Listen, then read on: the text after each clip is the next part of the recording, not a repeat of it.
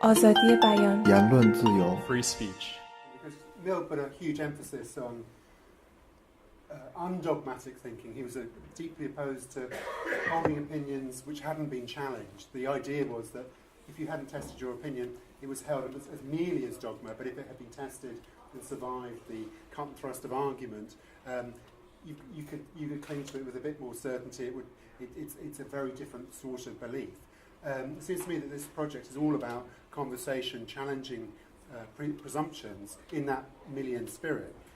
But underlying it, what are you trying to get at? Is there really some universal human right to free expression? Obviously, it goes without saying that I'm a John Stuart Mill liberal, and I believe in a certain set of values, as I think many do in this room.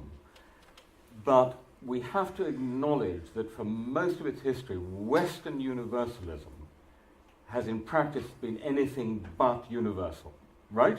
So it preached equal rights and dignity for all human beings, but Thomas Jefferson had slaves, women were not absolutely not given equal rights, but poorer people were excluded from the ballot for most of modern history, and 4/5 of humankind was subjected to Western colonialism, often in the name of the Enlightenment. And even into the 1990s, in that sort of era of liberal triumphalism, remember that? Remember that? Bill Clinton and those golden days of liberal optimism.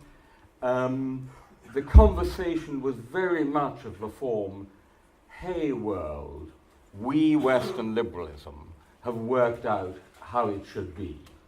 Ronald Dworkin, John Rawls, and others said that with magnificent self-confidence. And you know what? If you go to Ikea and just get the Liberal Universal Kit, and if you can understand the instructions, then you'll have a free society.